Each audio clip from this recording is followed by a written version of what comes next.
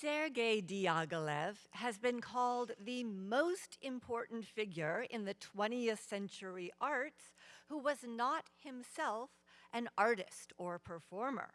But he created one of the most exciting manifestations of 20th century Western modernism, the Ballet Russe.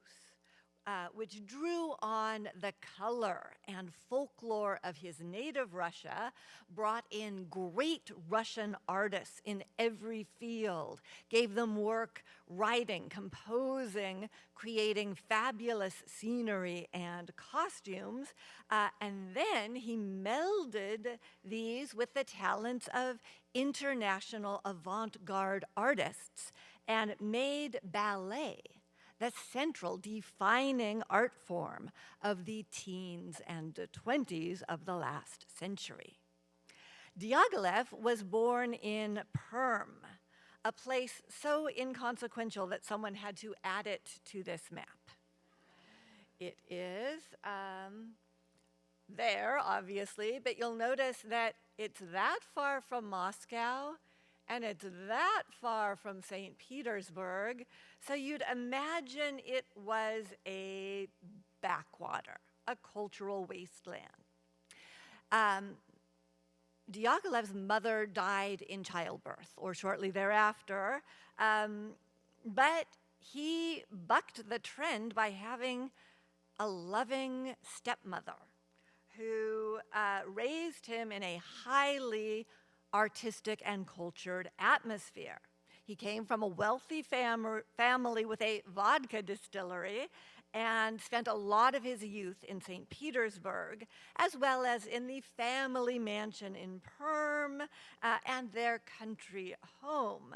But all of these things disappeared when his father went bankrupt the year Diaghilev turned 18. At which point, because he had a bequest from his mother, he was suddenly supporting his stepmother and father and half-siblings. And we don't need to look at Russia anymore because the Ballet Russe will never be performed there. So Diaghilev went on to study law in Petersburg, although he thought for a time he might want to be a composer. And while in college, he brought one of his compositions to Rimsky-Korsakov, who looked it over and told him, "No, you don't have the talent. I would not advise you to go into composition as a career." And in fact, he wrote to his stepmother while in college a remarkably prescient letter in which he says, quote, "I believe I have no talent, no gifts," end quote, but he described himself as first and foremost a charlatan and a charmer. And Diaghilev had what the young folks call riz, which would enable him to cajole and bully and form a company, a ballet company that would reach tremendous artistic heights. Well before he ever thought seriously of ballet, he was involved with a group of young artists who called themselves Mir Iskutstva, or World of Art. They formed in 1898 in Petersburg, and although not himself an artist, he became the editor of the journal Mir Iskutstva. So these young artists believed in beauty, individualism, and innovation, and he's writing the essays for them and is brilliant at getting sponsors to pay for this rather expensive luxury journal. It's the Russian equivalent of Pan, or the Yellow Book, or the Studio, those Art Nouveau art journals that introduced a lot of new Western concepts to Russian audiences. But Mir Iskutstva wasn't that progressive. It didn't mention Cézanne for the first 4 years of its existence, or Van Gogh, although Van Gogh had been dead for a decade before they started publishing. This journal, though, folded in 1904. by which time Diaghliev had a job creating a different journal for the imperial theaters of St. Petersburg and getting sponsors, doing development for contributions. In 1905, some rather consequential things happened for Diaghliev, for Russian dance, and for Russia in general. So Isadora Duncan performed in St. Petersburg for the first time that year.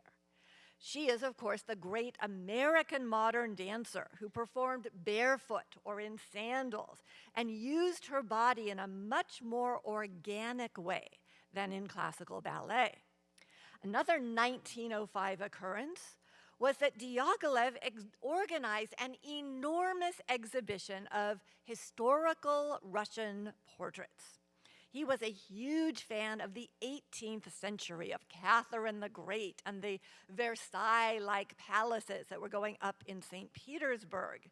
And so he wrote a catalog that included entries on 2,300 of the portraits in this show, which was believed to number about 4,000 Russian portraits.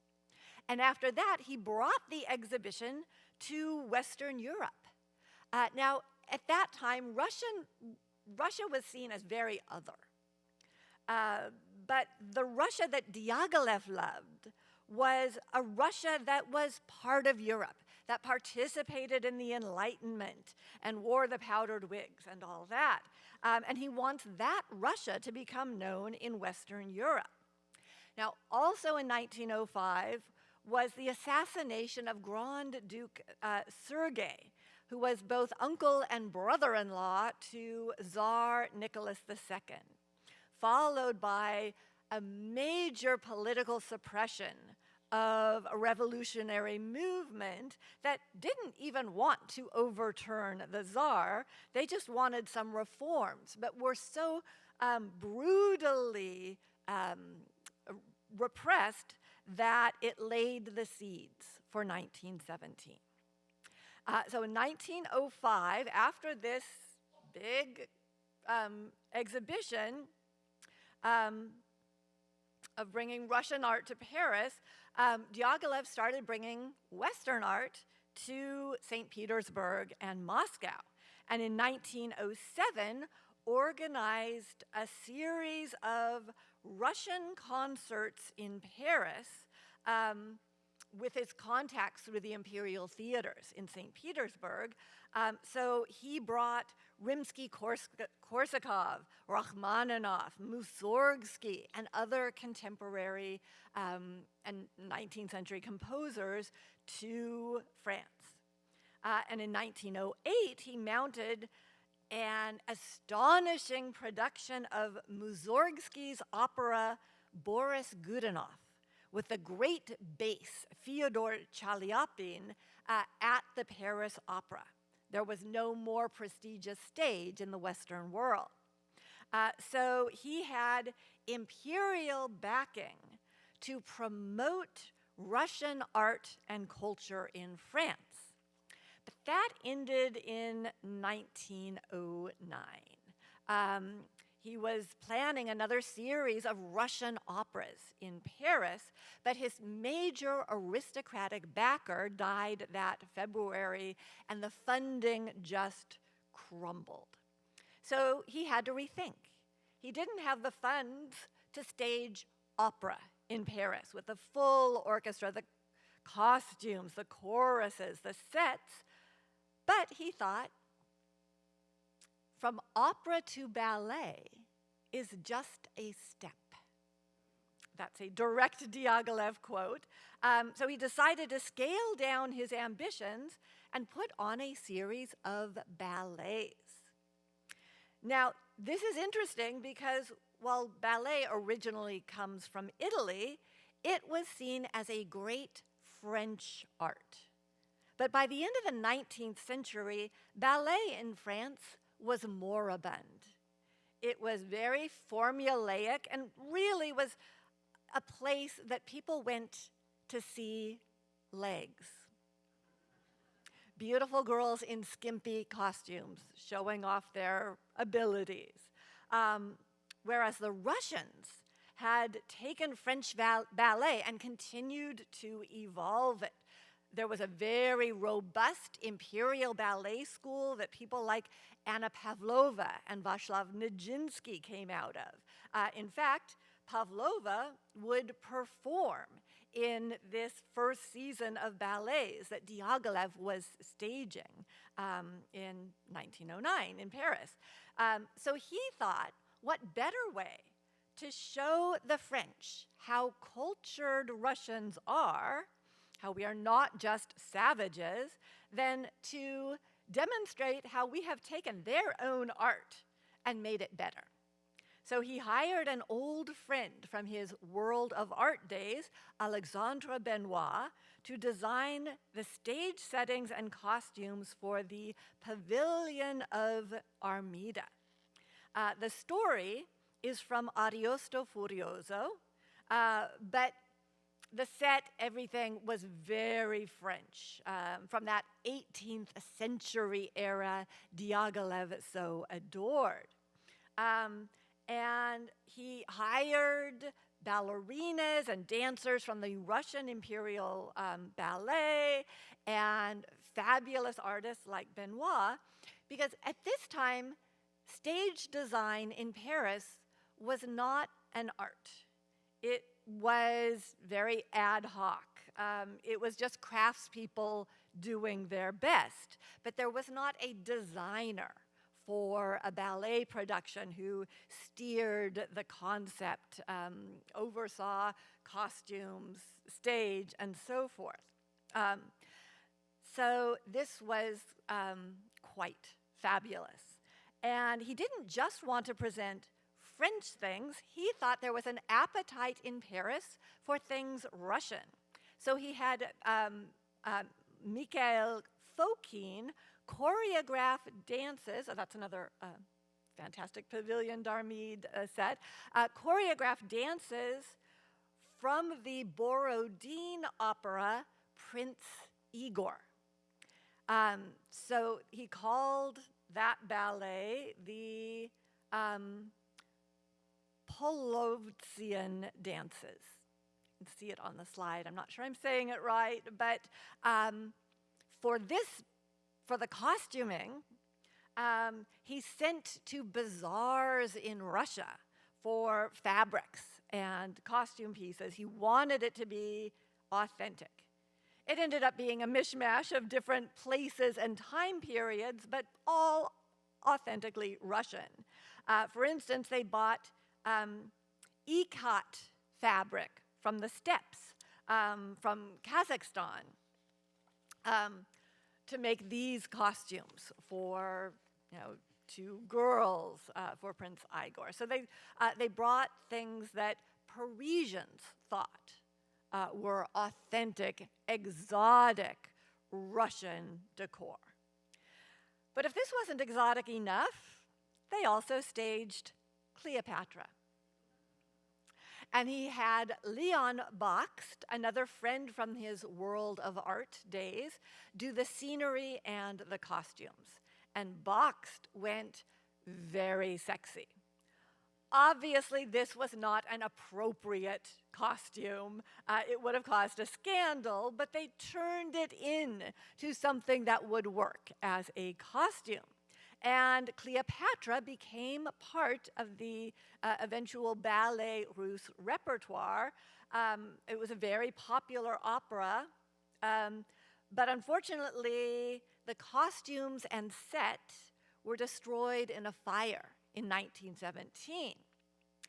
But still wanting to stage it in 1918, Diaghliev hired Robert Delaunay to design the stage setting and Sonia Delaunay to design the costumes for a new production of Cleopatra. Same music and choreography, but very different feel. And these are abstract artists. And if we look at that design for Cleopatra's costume, It looks very abstract, but the design or the seamstresses translate it quite faithfully into fabric, fabric that is going to glitter and shine and look absolutely fantastic.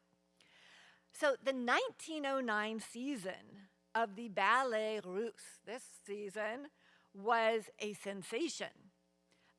Unfortunately, it lost thousands of rubles.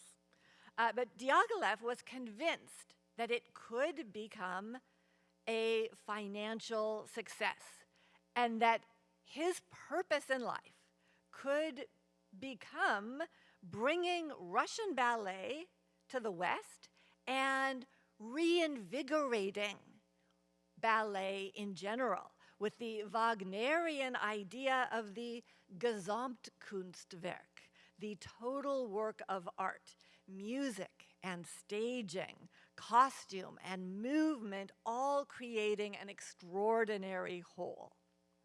Now, the Orientalism was popular in 1909, so for 1910, Diaghilev decided they would stage a ballet using Rimsky-Korsakov's music for Scheherazade, from the stories of the 1001 Nights.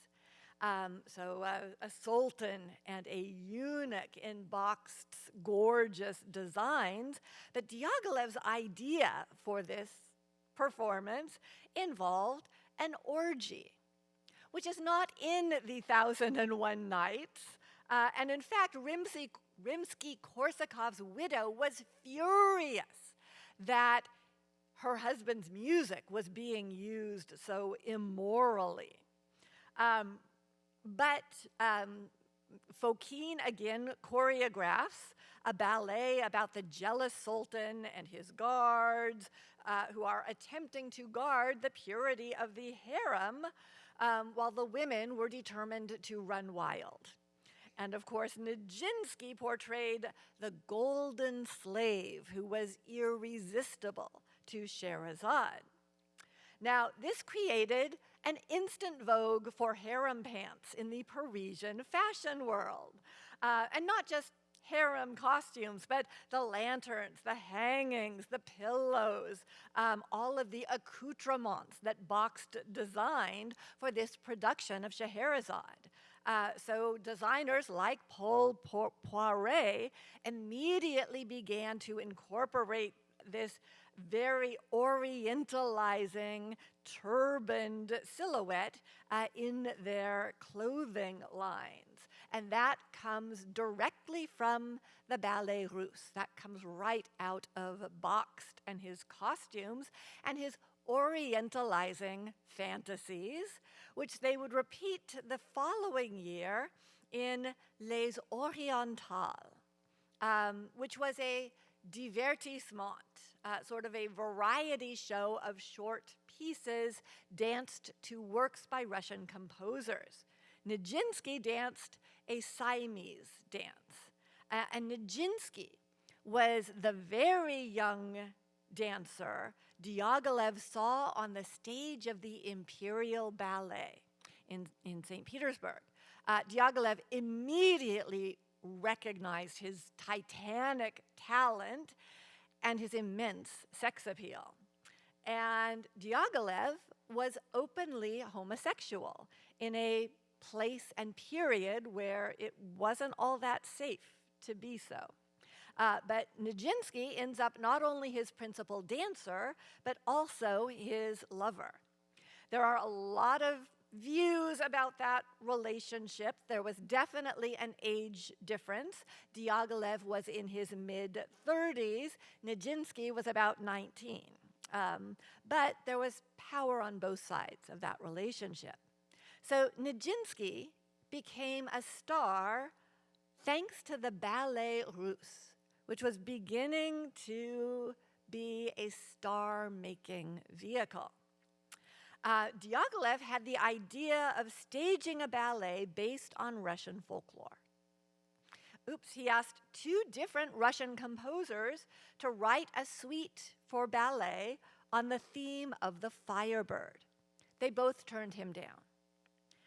But he'd heard this other composer, who was 27, 28, play in St. Petersburg in 1909. And he thought, well, maybe I'll ask this Stravinsky guy if he would be willing to write a suite for the Firebird. Igor Stravinsky jumped at the chance, and on the eve of the opening of the Firebird in 1910, Diaghliev gathered his whole company, pointed to Stravinsky, and said, quote, "Look out for this man. He is on the cusp of celebrity," end quote. So Stravinsky was virtually unknown before he began to compose for Diaghliev and the Ballet Russes.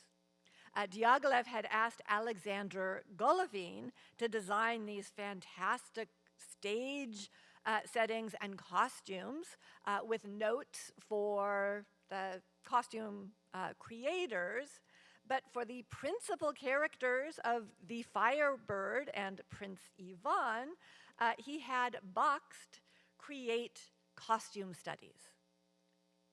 The Firebird costume is on the left, and it's obviously not a traditional costume design when we compare it to these, and yet it was very effective. If you look at this sort of upside down, heart-shaped buckler that she's wearing, you can see it in the actual costume. You can see the braids, the headdress with the sort of golden peacock feathers.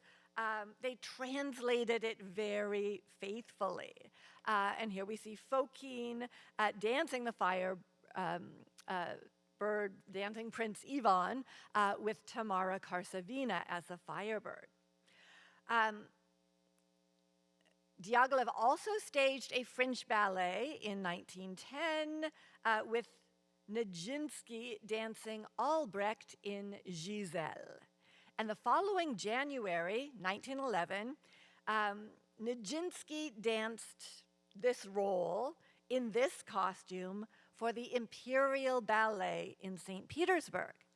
And the Russian aristocrats were absolutely scandalized that Nijinsky was not covering his legs. And they pulled him out during intermission and asked him if he planned to go on stage looking that way in the second half. And yes, he did, and he was fired from the Imperial Ballet for indecency. And in a way, this is how the Ballet Russe really gained traction. In 1909 and 1910, it was just a summer season. The dancers were mostly working for the Imperial Ballet in St. Petersburg and just doing their summer season with the Ballet Russe in Paris. But in 1911, with Nijinsky as their star and Fokine as their choreographer, Diaghliev established a permanent company based in Monte Carlo. When Stravinsky was finishing the Firebird, he had a brain flash for a ballet that dealt with the sacrifice of a maiden in a pre-modern Russian culture. And Diaghliev got really excited about this and commissioned Stravinsky to write this great sacrifice, as they were calling it. But he didn't, and he didn't. Diaghliev asked Stravinsky to hear what he had. Remember, he had studied composition, and he was able to read a score. He was able to just hear the piano and imagine how it would be orchestrated, but Stravinsky had composer's block. And what came to him instead was a story about a puppet coming to life. And Diaghliev said, "Brilliant, we'll go with that." He wrote to his friend Alexandre Benoit and said, "Only you can design it." And part of Petrushka takes place at the Butter Week Fair, or the Pancake Week Fair, essentially Fat Tuesday, Mardi Gras.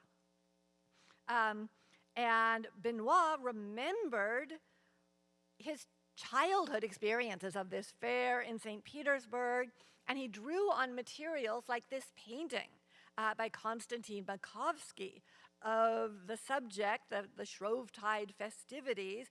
And here you can see mountebanks, you can see the various stages, the puppets, and also in the crowd, individuals that are vendors, chestnut roasters, bun sellers, and so forth, and they end up in the ballet as well. Benoit created just brilliant costumes, and Fokine developed a choreography where point shoes were used not just for twirling, but in a very expressive way to suggest the awkward limbs of the puppets and to really emphasize the tragedy of the hapless Petrushka. Now, that sacrifice work was still not ready. And another work Nijinsky was choreographing was not ready. So Diaghliev had Fokine whip up a new ballet they called The Spirit of the Rose. It was suggested by two lines from an 1837 poem by Théophile Gautier, "I am the spirit of a rose you wore yesterday at a ball." This was a essentially 14-minute duet for Nijinsky and the prima ballerina Karsovina.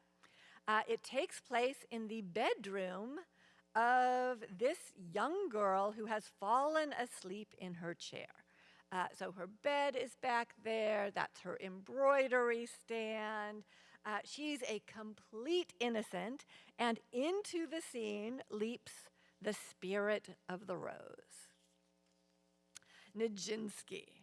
And with Karsovina miming sleep, they have this dream pas de deux that is very erotic, but also innocent.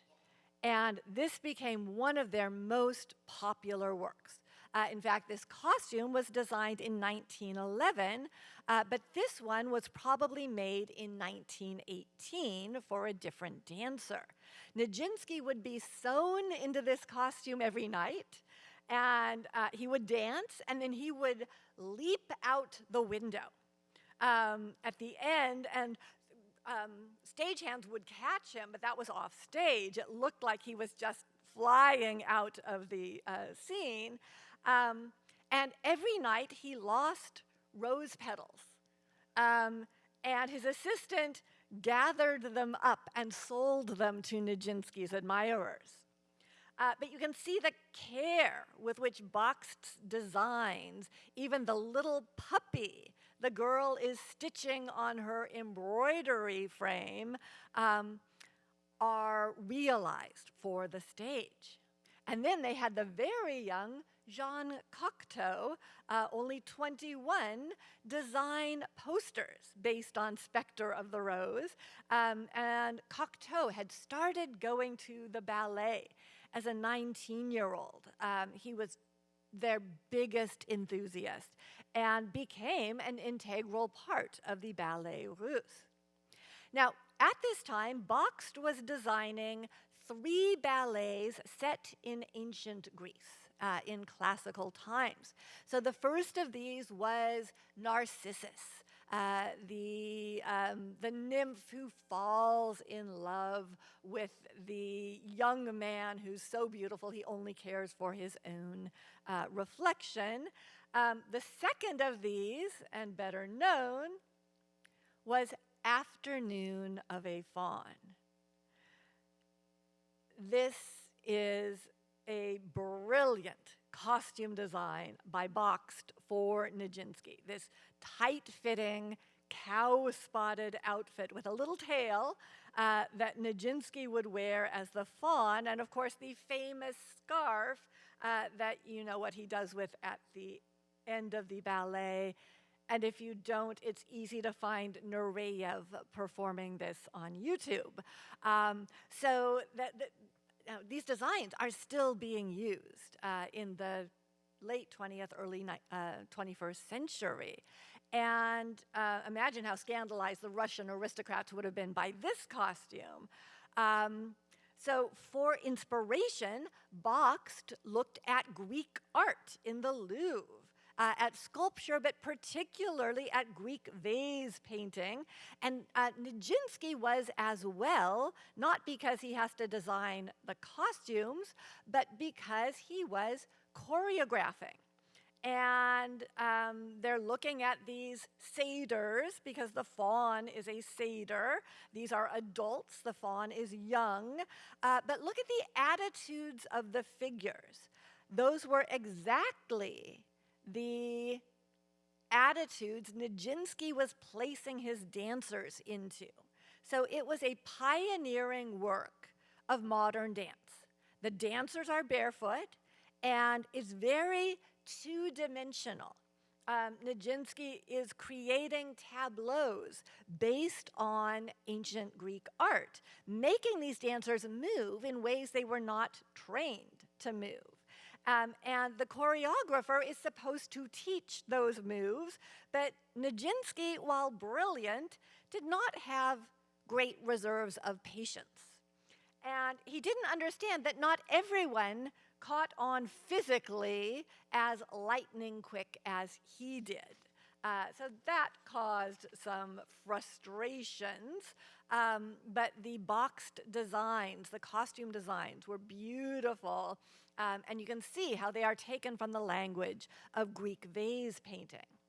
Now, the third of these ballets was Daphnis and Chloe, another nymph, and this was a much longer, presumably more important ballet that Fokine was choreographing. But because Nijinsky was radically retraining his dancers, it was taking many, many more rehearsals than it should have for a 12-minute ballet, which caused all sorts of resentment on Fokine's part. Here are Bakst's beautiful set designs for this pastoral ballet of Act 1 of Daphnis and Chloe. But the friction with Nijinsky, who was also Diaghliev's lover, caused Fokine to resign from the Ballet Russe. Now, this is Greek pastoral, and on the surface, it's not so different from the stage settings that Nicolas Rurik was making for Le Sacre du Printemps, the Rite of Spring, whose original title was The Great Sacrifice. So already in 1910, when Stravinsky first told Diaghliev about the idea, Diaghliev hired Rurik to get started on the stage designs. Oops. So clearly not ancient Greece if we look at the figures. This is Russia, leggings, moose skin. This is a very different world. Nicolas Rurik was the perfect person to capture it. He had done a whole series of paintings of scenes from early Russian life, studying remains in archaeological museums. And in fact, Nijinsky wrote to his sister talking about how much inspiration he, as a choreographer, was gleaning from Rurik's early paintings. So Rurik is making costume studies, working in really close concert with Stravinsky. He and Stravinsky go out and visit archaeological museums together. And Stravinsky interviews folk singers in the countryside and horn players and so forth. And they are also working with Nijinsky, who is imagining this peasant way of moving, which is, again, unlike anything these dancers have been trained to do. Instead of being turned out, they were turned in. And they're wearing costumes that mostly cover their shapely legs, which was not what audiences were hoping to see when they came to the ballet in Paris. Now, the music was equally revolutionary. Stravinsky used regular orchestra instruments, but in radical new ways. At the opening, composer Camille Saint-Saëns asked, "What instrument is that?" And his seatmate said, "That's a bassoon." Saint-Saëns famously answered, "If that's a bassoon, I'm a baboon." And there was, legendarily, a riot at the opening of the Rite of Spring, May 29th, 1913, in Paris. The word riot was not applied until about a decade later, so maybe not a riot, but certainly a disturbance. The dancers talked about how, because the music was not that rhythmic, it was already hard to follow, but that the audience was making so much noise that they could barely hear the music. Diaghliev just told his conductor before it started, "Keep going no matter what," which suggests that Diaghliev anticipated and maybe even encouraged the furor. But this was avant-garde dance. So the choreography was, again, very different from classical ballet. Nijinsky organized groups of dancers that they were moving in sync, but making jerky movements and jumping and landing on both feet with a thump, which you are never supposed to do in classical ballet. It was groundbreaking and very new. Diaghliev hired the brilliant Russian artist Natalia Goncharova to design costumes for The Golden Cockerel, a tale from Russian opera. The one on the right is classic Goncharova in style. This was an artist very influenced by fairy tale, folklore. Her paintings have a lot of forests and wood choppers and the like. But on the left, she is outboxing boxed. That is a more beautiful foot than you will usually find in boxed. It's just gorgeous, gorgeous, gorgeous. And she created this colorful, lively set drawn from Russian folk art for the Golden Cockerel. Fokine was brought back to choreograph because in 1913, Nijinsky went on an American tour of the Ballet Russe that Diaghliev was not present for because Diaghliev was morbidly afraid of drowning. So he wouldn't cross the Atlantic. And one of Nijinsky's admirers crossed with him, and they ended up getting married in South America. This was such a betrayal to Diaghliev that he immediately dismissed Nijinsky from the company when he heard the news. So they had to bring back Fokine for the Golden Cockerel.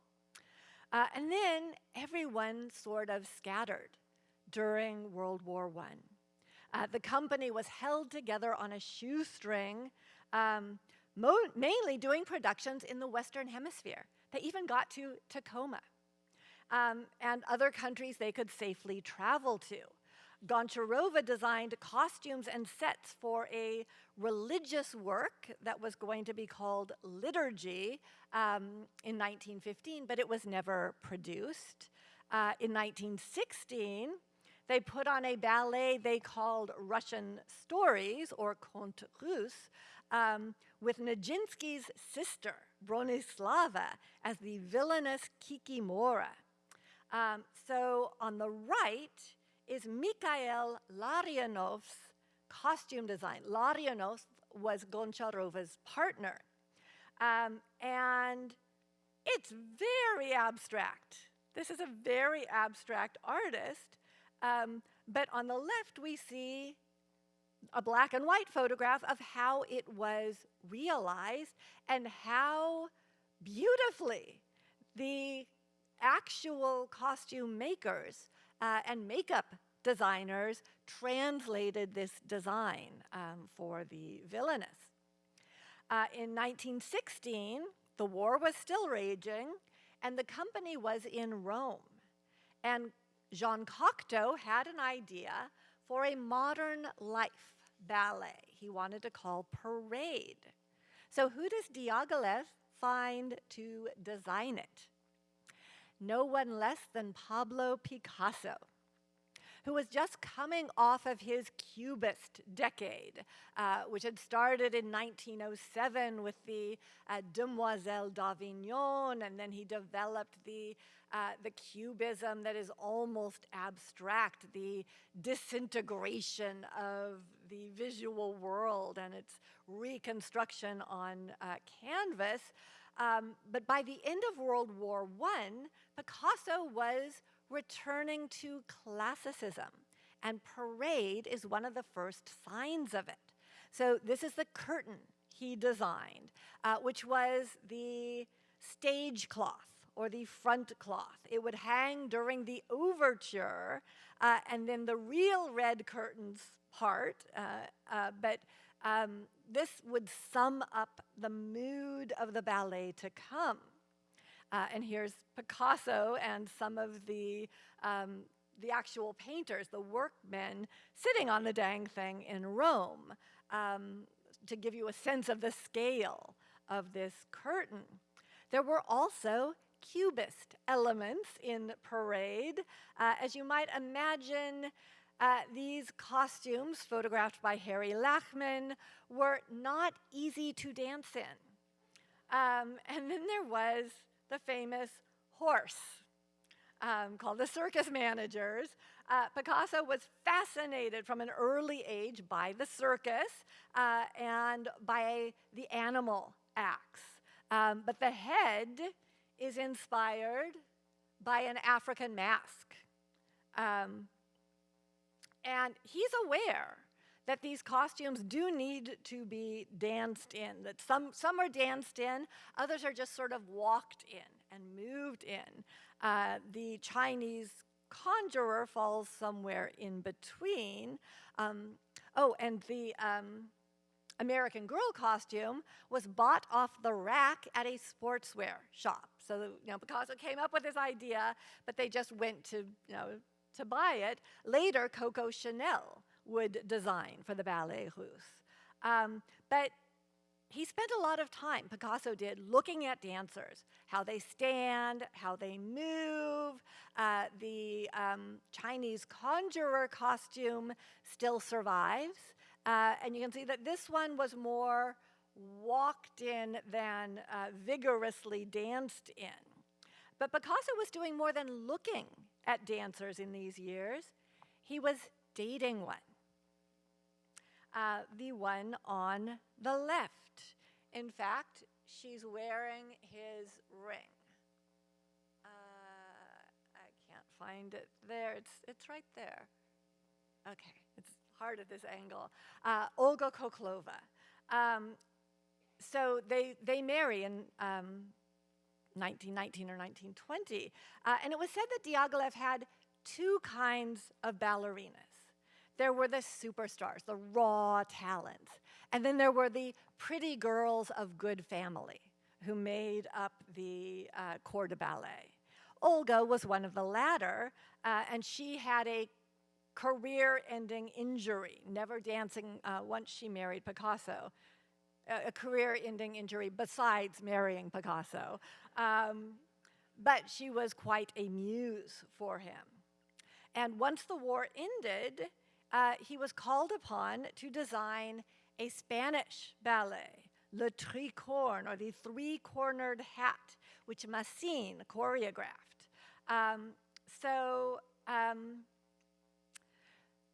By this time, not only did Nijinsky piss off Diaghliev by getting married, but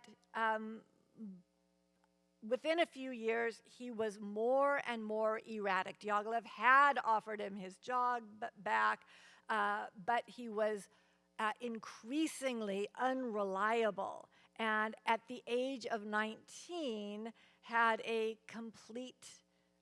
age of 29, had a complete schizophrenic break, and spent the rest of his life, some 30 years, in an asylum. So he's no longer available either to dance or to choreograph. But Diaghliev is always on the lookout for the next great dancer, the next great choreographer.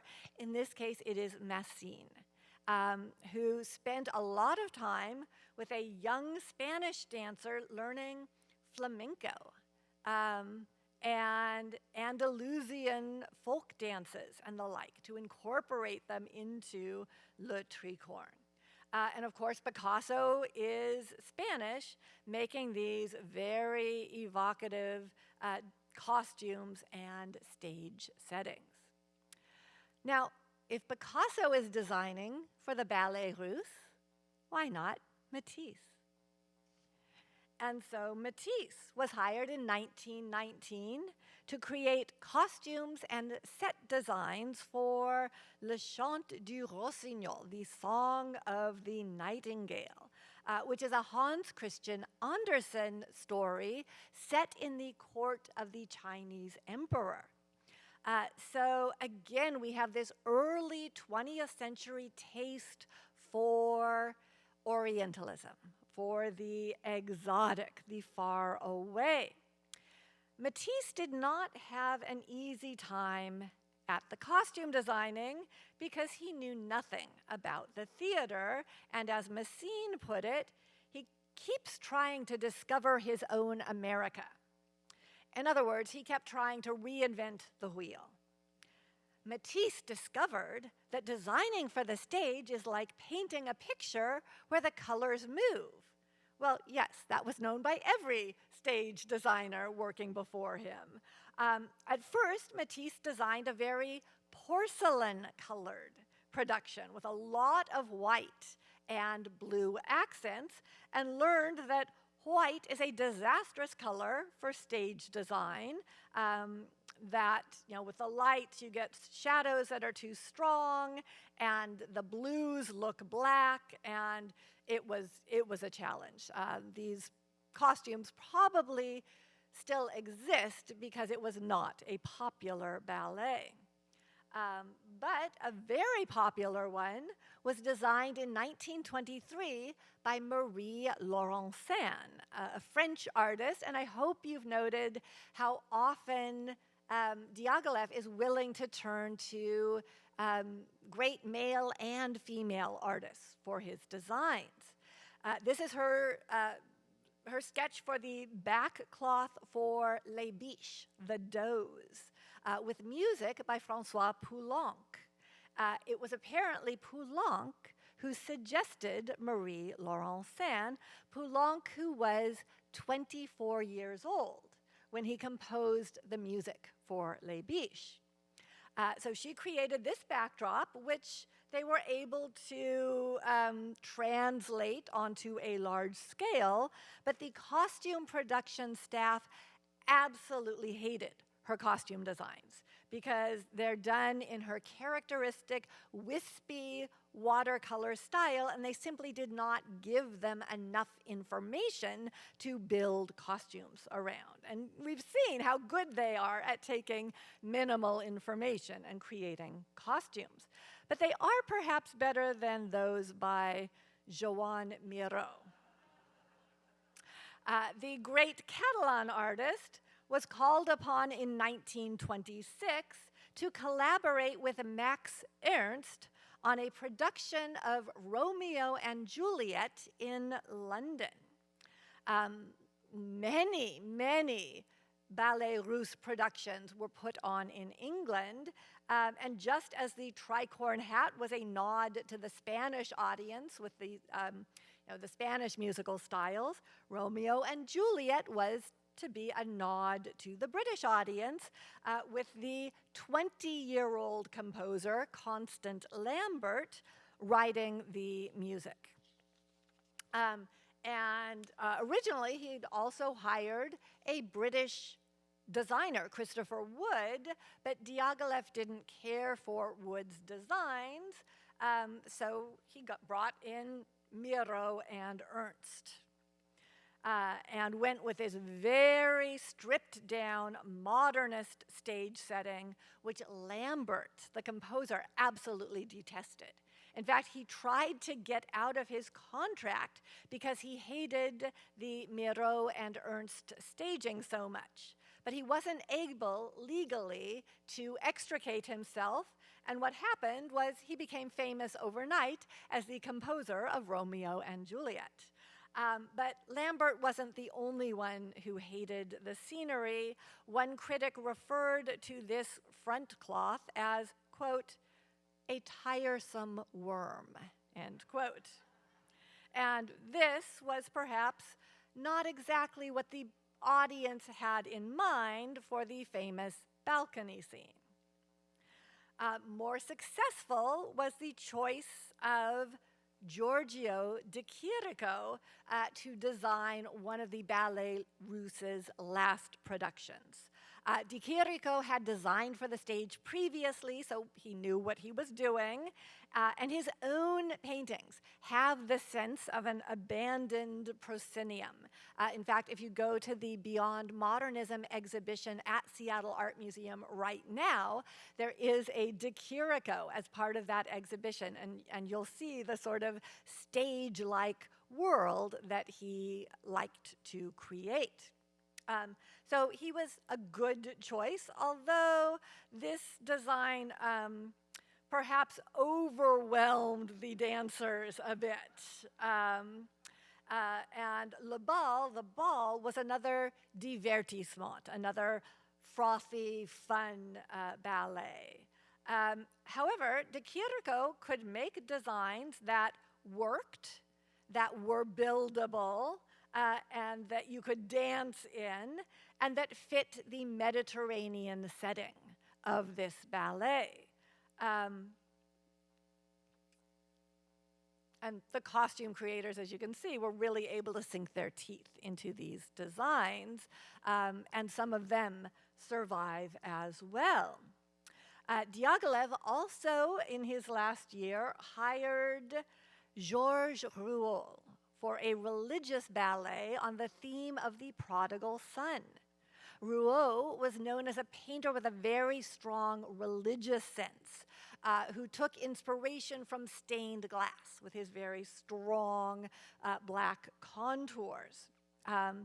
So this was another appropriate choice for this ballet by Diaghliev's brilliant new choreographer, Balanchine. And Rouault also designed these striking costumes. This is a recent staging that is using photographs and sketches to recreate Rouault's designs. You can see that they were quite modern in 1929 and are still being used. And this was the very last ballet that Diaghliev premiered. He had diabetes and was very ill by 1929. Although insulin was introduced in the 1920s, it somehow didn't get to him in time. So The Prodigal Son premiered in May 1929. In August, Diaghliev died in Venice. Like Wagner, that was his aspiration. And the company immediately disbanded.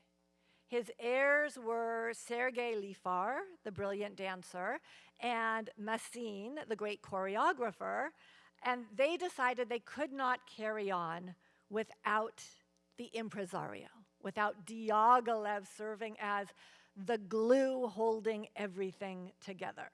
making all of the decisions, even at one point taking shears to a dancer's costume, cutting it shorter and sexier. And when she complained that the shortened skirt made her feel naked, he told her, oh, well, then go out and buy some white gloves. And those white gloves and the short skirt were part of the costume from then on. So looking here at Rouault and Daniel Ubrecht in New York City Ballet, this is Diaghilev's legacy. Not just that they're still using his designs, but that his dancers and choreographers went on to bring ballet to the entire Western world. So his legacy was bringing together groundbreaking artists, musicians, choreographers, and dancers to showcase male and female grace and athleticism and create profoundly expressive works of art. Even our Pacific Northwest Ballet has Balanchine roots. Balanchine was Diaghilev's final choreographer and started when he was only 20. So when I say that the PNB has Balanchine roots, I mean that it has Ballet Russe roots, Diaghilev roots.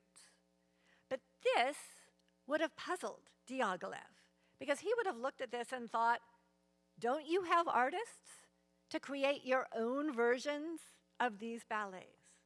Because yes, he did do revivals, but he would refresh them. And in fact, one of the most beautiful Ballet Russe works is this Goncharova backcloth for the 1926 Firebird. 16 years after it was inaugurated with the Leon boxed costumes and sets, he redid it and had Goncharova redesign it. So for Diaghilev, you had to keep inventing. You had to keep using young artists and trusting the instincts of those young artists and going in new directions. The Ballet Russe was the most exciting artistic event in the center of the Western world in its most consequential artistic decades. And artists took note. Here was drama, passion, pathos, light, color, action. There was nary a corner of artistic Paris that was unaffected by the Ballet Russe. Diaghilev's charisma was potent enough that he was able to marshal this array of strong personalities he surrounded himself with to coax them into their finest work, which included bringing extraordinary male dancers into the limelight and nurturing their gifts as choreographers as well. Diaghilev had an unerring eye and ear for talent. And not single-handedly, but by collaborating with geniuses in every field, Diaghilev transformed the ballet into something larger than life. Thank you.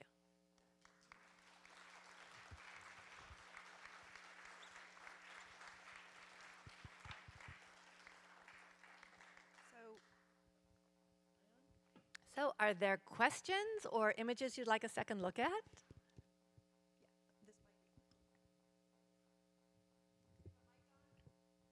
Hello, hello.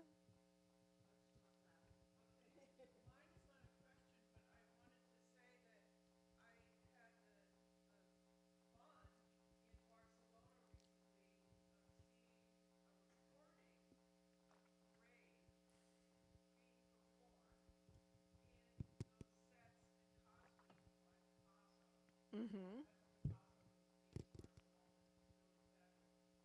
Oh, fantastic. So if you go to Barcelona, the Picasso Museum there has a recording of Parade being performed with the original Picasso sets and costumes. The whole ballet.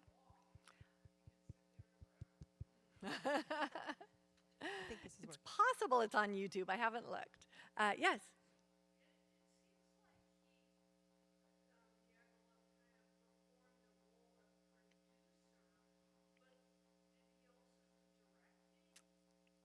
Oh, that's a really good question. He definitely performed the role of producer.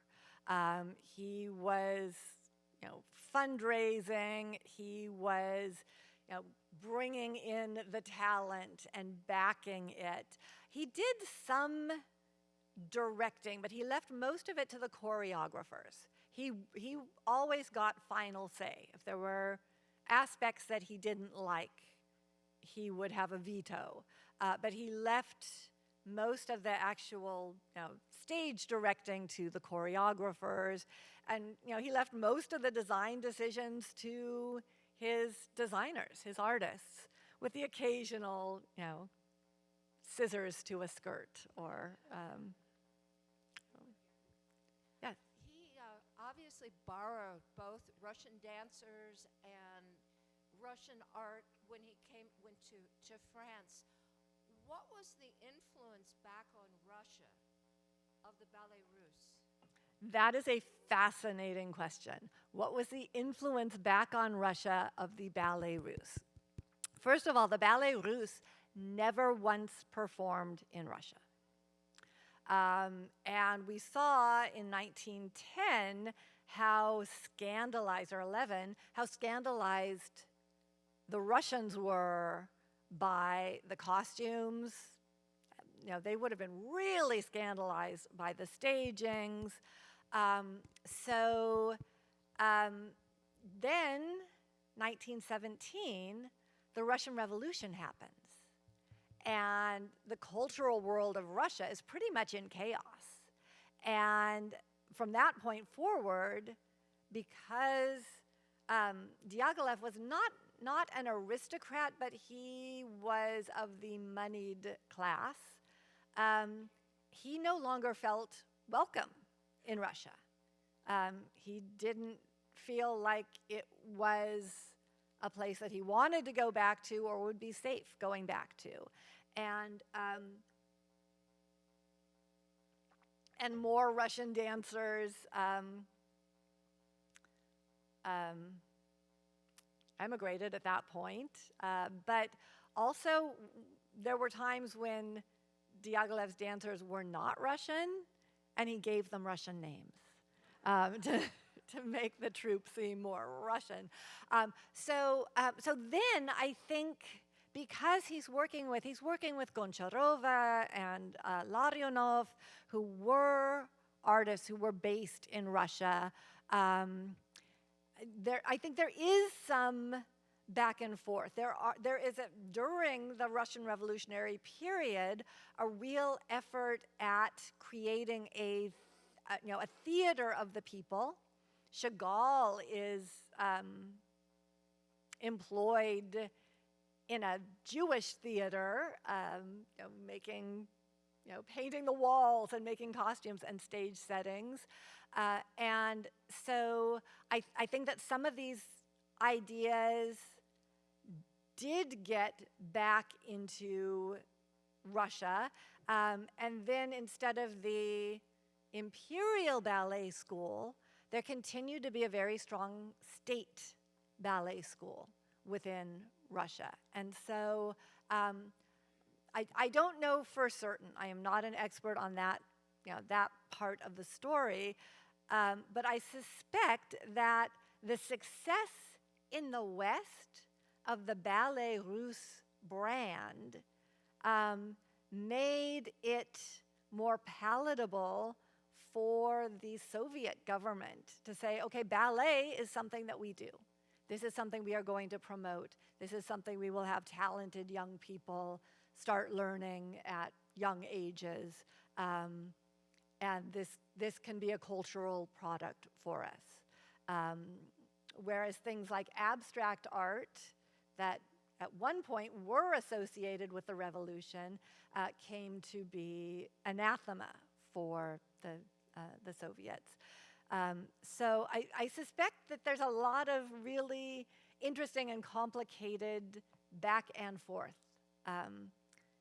But Diaghilev himself never set foot back in Russia after maybe, certainly not after 1917, but I think not after 1912 or so. Yes,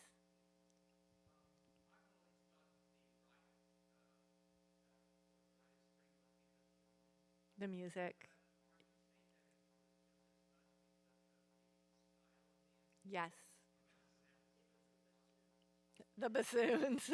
So it was primarily because of the music, but also the whole thing. So Diaghilev's goal was always to create a Wagnerian total work of art. So the audience would have had a hard time separating the music from the stages, the costume, the staging, the costumes, the dancing, and the dancers were going, and that was just in this really sort of ungraceful way. And again, there's a, I think it's a Rudolf Nureyev staging of Rite of Spring that you can find on YouTube, where he has almost archaeologically recreated that original choreography, that original performance, costumes, everything. And so, yes, the music drove the audience wild, but it wasn't just the music. It was the music, it was the dancing, it was the thudding, it was all of, it was these strange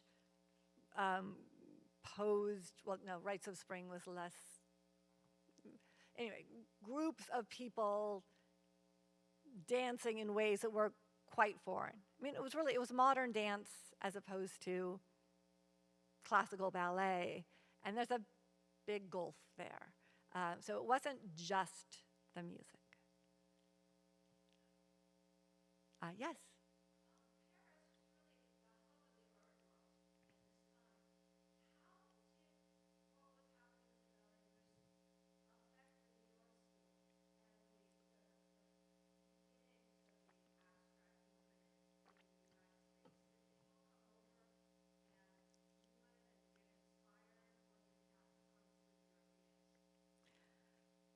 How did the Ballet Russe affect the?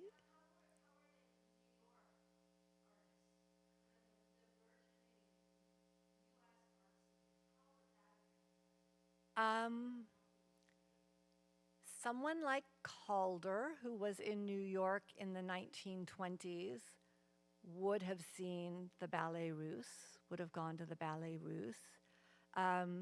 Really, lots of artists, most American artists in the teens and 20s, the 2 decades in which the Ballet Russe was at its height, was really in existence.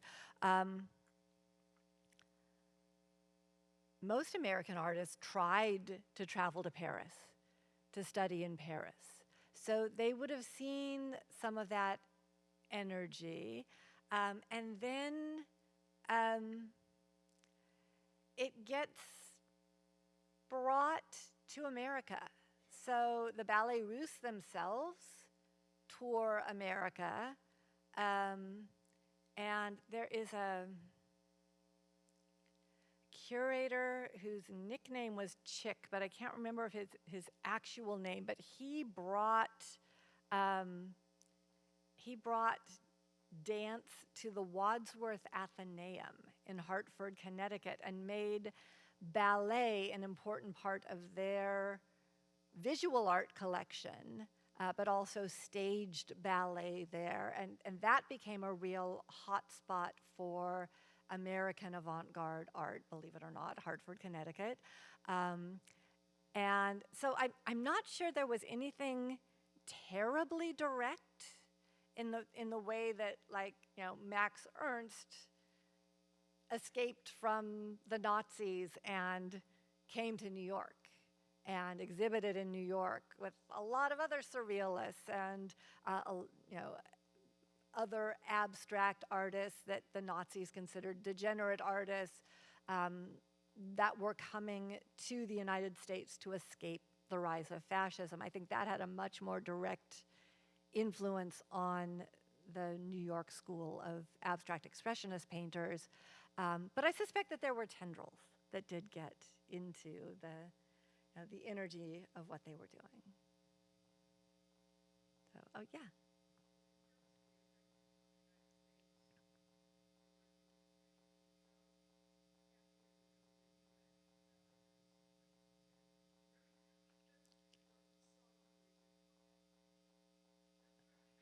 Yeah, I didn't quite hear all of that. Um,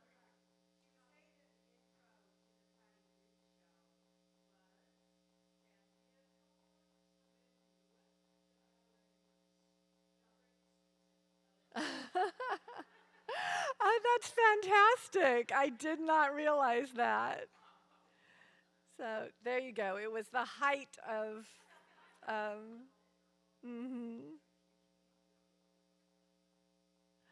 Well, wonderful. Oh, wait, is there another? Was there another question in the back?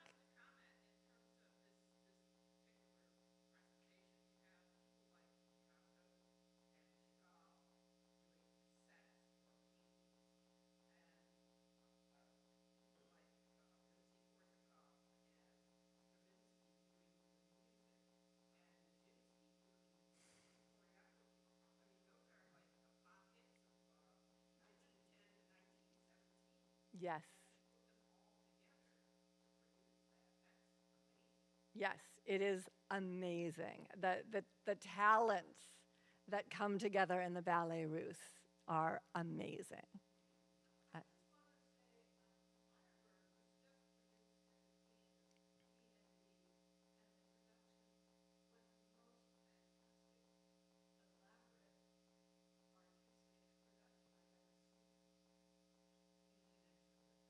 Wonderful. Um, I don't know who designed it, but I do know that they did Sleeping Beauty, which was another Ballet Russe performance as well, a couple of years ago, and that Preston Singletary, the local native glass artist, designed sets, and they were spectacular. So that is a very Diaghliev-like example of, you know, pulling in local talent to, to make a modern ballet, even when the source material is, 150 years old. So thank you all so much. Enjoy the rest of your weekend.